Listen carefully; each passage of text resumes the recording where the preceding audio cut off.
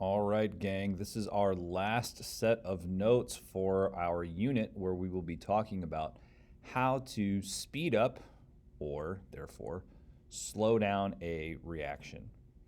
So, when we think about reactions, they take a certain amount of time. Some reactions are slow, some reactions are fast. And this is what kinetics is. It's a branch of chemistry, a domain of chemistry where they really just focus on how fast reactions occur. And this is specifically a big deal when it comes to pharmaceutical companies and looking at medicine and how it reacts and metabolizes in the body.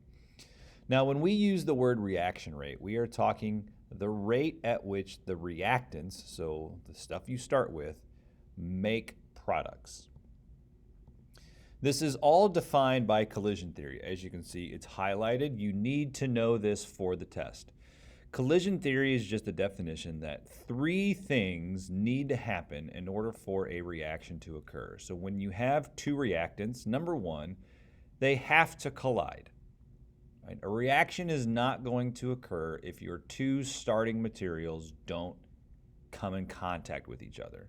Right? If you're making bread and you keep the flour and the eggs, or I don't really actually know how to make bread, but you keep the ingredients separate, you're not making bread. You have to actually put it all together to make it work.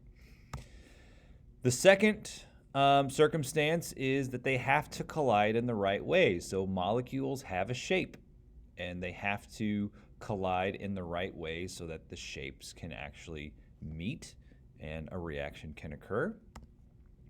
And they have to collide with a certain amount of energy. So if you think about football and a football player running with the football, you have to hit that person the right way and with the right amount of energy to knock the ball loose or to tackle them, so to speak. So all three of these things must happen. Now, in a given reaction, this actually doesn't happen that often. Only a small number of all the collisions meet the requirement and therefore result in a reaction. But you have billions upon billions upon an innumerable number of atoms and molecules. The collisions are astronomical. And so if we want to speed up or slow down a reaction, then we have to affect the collisions. We can't necessarily stop them from colliding, but we can affect maybe the rate at which they collide, or we can affect the energy that they have when they collide so that we can slow it down or speed it up. If we can affect the collisions, then we can effectively change the rate. So these are the different things that affect reaction rates. You're going to want to know all of these. So there are 4 of them: surface area, temperature, concentration, and a catalyst. So surface area, we think about crushing something up. As we increase the surface area, we are going to increase the reaction rate because it's only on the surface that the reactants can collide. So if we can increase the surface, we're going to have more collisions, and therefore we're going to have a faster reaction. The concentration is about how much do we have. So if we have more, we're going to have more collisions, and our reaction rate is going to increase. Temperature is about how fast or how much energy an atom or a molecule has. That's what heat is. So if we give the atoms and molecules more energy, then when they collide, they're probably going to meet that minimum threshold. And so we find as the temperature increases, the reaction rate also increases.